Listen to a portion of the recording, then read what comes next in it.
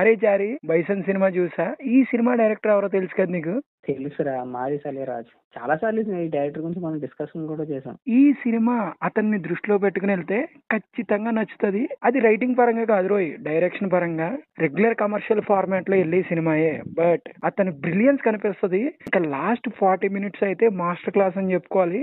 Technical values కూడా చాలా బాగా కలిసి వస్తాయి. లాస్ట్ 40 minutes లో ఫిల్మ్ మేకింగ్ నెక్స్ట్ లెవెల్ లో ఉంటది. లాస్ట్ 40 minutes లో గాడ్ లెవెల్ రా. ఇంకా కొన్ని పాయింట్స్ టచ్ చేసాడు.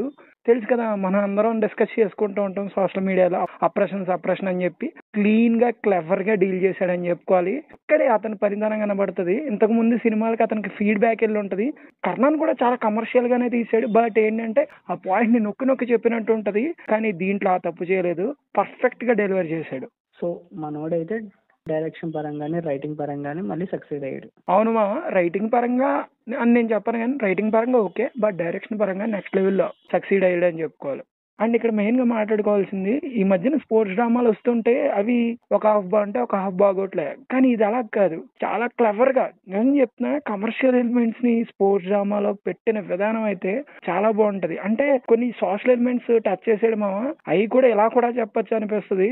ఫస్ట్ హాఫ్ సెకండ్ హాఫ్ లో, మెయిన్ గా సెకండ్ హాఫ్ లో దూసుకుపోద్ది సినిమా. అసలు మనోడు సినిమా అంటే చాలా స్లో నరేషన్ గా ఉంటది.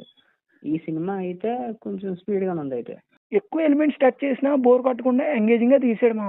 ఒక ప్లానింగ్, ఒక పద్ధతి, ఒక విజనం. ఓకే. ఇంకా పెర్ఫార్మెన్స్ సంగతి ఏంట్రా? మామ ఈ సినిమా ధ్రువ్ విక్రమ్ కి చాలా ఇంపార్టెంట్ మూవీ. తను కూడా చాలా ఛాలెంజింగ్ గా తీసుకుని ఫిజికల్ గా చాలా కష్టపడ్డాడు. నిజంగా కబడ్డీ ప్లేయర్లు ఎలా ఉంటారు, మనం ప్రో కబడ్డీ చూస్తూ ఉంటాం కదా, పవన్ కుమార్ షరావత్ వీళ్ళందరూ ఎలా ఉంటారో ఆ లెవెల్ ఫిట్నెస్ తీసుకొచ్చాడు. అండ్ స్క్రీన్ మీద కనబడినప్పుడు నిజంగా కబడ్డీ ప్లేయర్ లానే ఉంటాడు. అండ్ రైడింగ్ కూడా సూపర్ ఉంటది. డిఫెండింగ్ స్కిల్స్ కానీ నిజంగా చాలా ట్రైనింగ్ అయినట్టున్నాడు.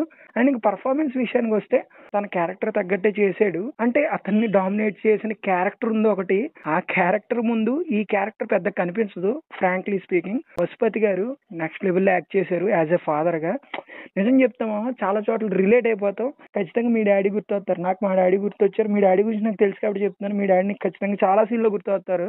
రిలేట్ అయిపోతాం చాలా సీన్లలో. నాకు అర్థమైంది. సో మనోడు ఎంచుకున్న పాయింట్స్ అలా ఎంచుకుంటాడు. ఇంకోటి క్యాస్టింగ్ కూడా చాలా బాగుంటది. అండ్ వాళ్ళ పర్ఫార్మెన్స్ లు కూడా సినిమాకి తగ్గట్టు ఉంటాయి. ఎక్కడ ఓవర్ డ్రామాటిక్ గా ఉండవు. ఎంతవరకు కావాలో అంతవరకు తీసుకున్నాడు. నీకు చెప్తున్నాను కదా, అందుకని నేను డైరెక్షన్ ఇంతలా మెచ్చుకుంటున్నాను. ఓకే, ఇంతకీ మరి టెక్నికల్ వాల్యూస్ ఎలా ఉన్నారా? మనం ఎప్పుడూ డిస్కస్ చేసుకుంటూ ఉంటాం ఇది పర్సనల్ గా. సినిమాకి ఎడిటింగ్, సినిమాటోగ్రఫీ మెయిన్. ఆ రెండు సింక్ లో ఉన్నాయంటే ఇంకా సినిమా నెక్స్ట్ లెవెల్లో ఉంటది. ఈ సినిమా అంత రియలిస్టిక్ గా రావడానికి ఆ రెండు డిపార్ట్మెంట్స్ చాలా కష్టపడ్డారు. మెయిన్ గా సినిమాటోగ్రఫీ అయితే చాలా బాగుంది. ఇంతకు ముందు మారి సెల్వరాజ్ వాడిన లొకేషన్స్ ఇవి డిఫరెంట్ గా చూపించారు. అండ్ ఎడిటింగ్ ప్యాటర్న్ కూడా బాగుంటది. అండ్ ఇంకా మ్యూజిక్ విషయానికి వస్తే సినిమాకి హార్ట్ అని చెప్పాలి. చాలా చాలా చాలా హెల్ప్ అవుద్ది. పిక్చర్ ని ఎక్కడ డామినేట్ చేయకుండా సౌండ్ చాలా హెల్ప్ అయింది. I liked it. ఇందుకు డబ్బింగ్ ఎలా ఉందిరా? తెలుగు డబ్బింగ్ డబ్బింగ్ బానే ఉంది. అంత బాగుందని నేను చెప్పను కానీ బానే ఉంది, చూడొచ్చు. వాయిస్లు బాగాలేవు కానీ మేనేజ్ చేసేయచ్చు. ఫైనల్ గా సినిమా గురించి ఏం చెప్తారా? ఈ వీకెండ్ చూడొచ్చు. స్పోర్ట్స్ డ్రామాలు ఇష్టమైన వాళ్ళు కానీ, మారీ సెల్వరాజ్ ఇష్టమైన వాళ్ళు కానీ ఎవరు ఈ సినిమాని మిస్ అవ్వద్దు. మన ఆడియన్స్ టేస్ట్ నాకు తెలుసు కాబట్టి ఖచ్చితంగా సజెస్ట్ చేస్తా. వెళ్ళి లుక్ వేసేయండి.